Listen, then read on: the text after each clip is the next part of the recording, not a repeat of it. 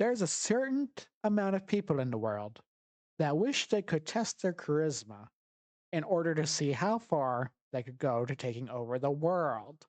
Usually, we refer to these people as, well, I mean, sometimes they're politicians, but mostly they're cults. And there are only a very few games that put this into work that people seem to really enjoy.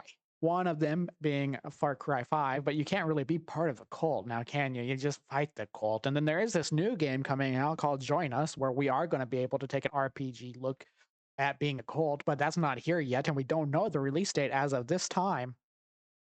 But I did find something, and I have to know, will it scratch the itch that certain people are looking for?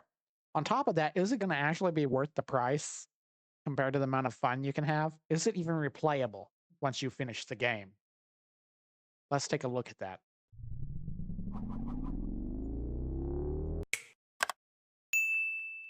Honey, I Joined a Cult came out in November 2022. The game focuses on you start working towards the ultimate goal of enlightenment, faith, and of course, money. Lots and lots of money. And you want to become the ultimate tycoon that creates, customizes, and manages your own cult while listening to funky music. And when I say funky music, I do mean the same song on repeat for hours and hours and hours.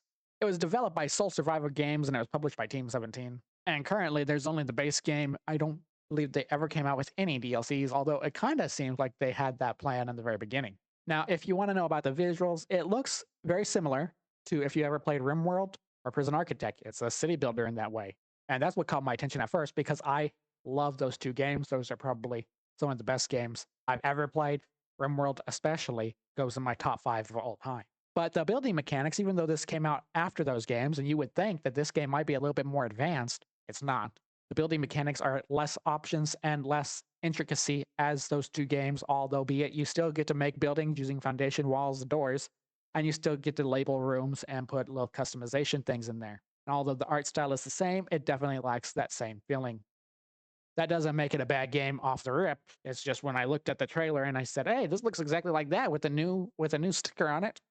Now it's a little bit disappointing, but the gameplay has its own theme. You are focusing on building up your colony, in this case, a cult compound. And while you're building your compound, you're trying not to get heat, which is essentially what's going to bring the police on you, or federal agents known as SOBs. That is exactly what they're called in the game. But along with the heat, you have other things to manage, such as your influence points, the faith of your cult, the money. Lots and lots of money, as well as PR points. The bigger your PR is, the better quality cult members you get, which means they have less negative traits, higher good traits, and also higher caps when you are doing skill ups. And each cult member will have skill ups.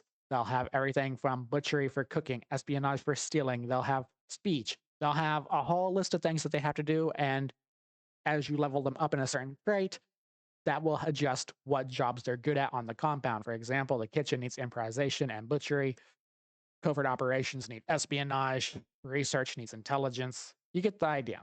But even then, it's not like their skills level up in the same way like RimWorld would, where as you're doing the work, they get better in that skill. No, they just level up at some point, probably from doing missions or just living long enough on the compound. And you get 2 points to spend however freely you want, doesn't matter.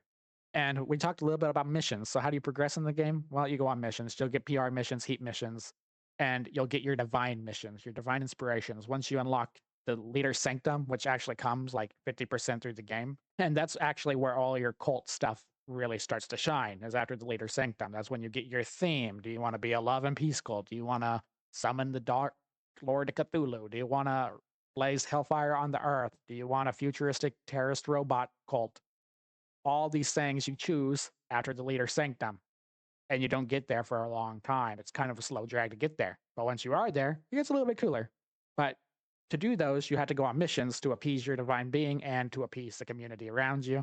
You'll go out, you'll send however many cultists are needed to complete the mission. It's usually between 1 and 4. And you'll send them out based on their skill points in certain categories to try to get the highest stat possible. There's a little bit of math to it, but it's not really that complex. You send them out, and then they come back, and you either, based on your percentage and the roll of the dice, you either successfully got it or you unsuccessfully failed and got a bunch of negatives. It is really that boring on the mission.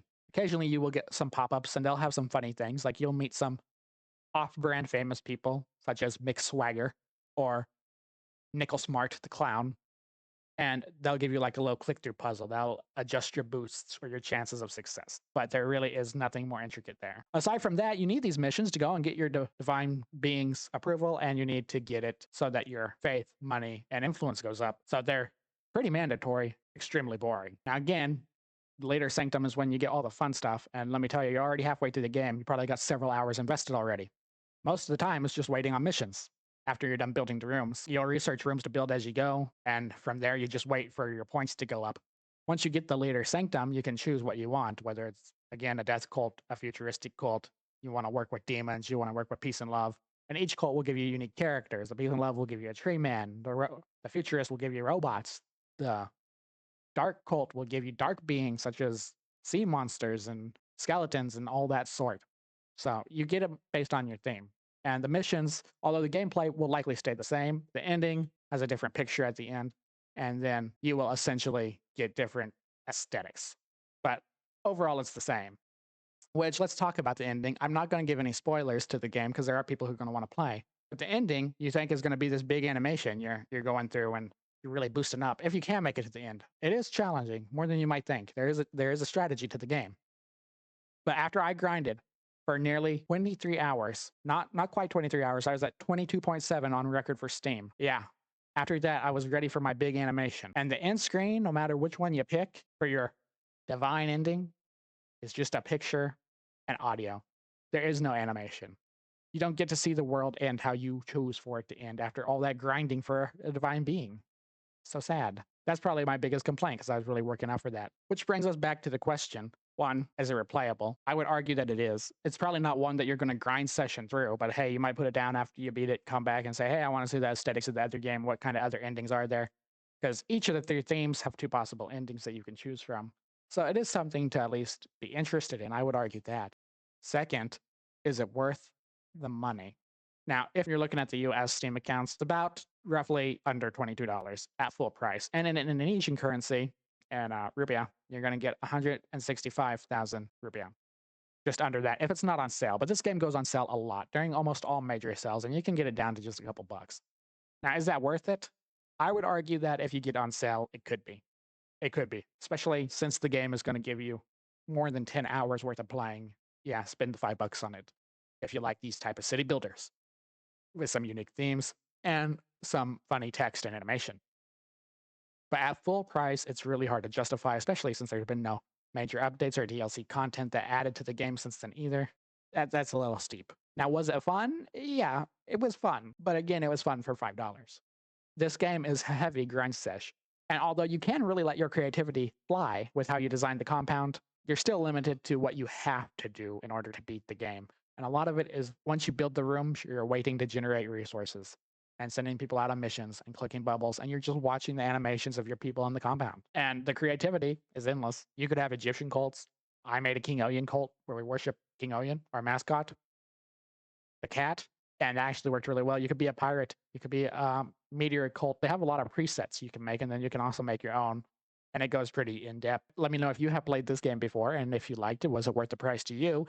This is my honest game review on the verdict. I would recommend buying it, but only when it's on sale, if you like the specific genre of games. And if you have that cult itch where you're just wanting to run a compound and you're waiting for the next cult game to come out, and you want to take control and ruin the world in your most creative, beautiful way, then yes, go ahead and pick up Honey, I Joined a Cult. If you want to see more honest game reviews, or you want to see reviews of games before they ever release in their current state, check out our Nomadic demo review series. Make sure you're giving it a like if you like it, dislike it if you dislike it, and if you love it, subscribe, and make sure you leave some comments. It really helps me out with the algorithm. And I appreciate all of you staying till the end of the video. You would definitely be the top quality cultists in my compound. Disconnected.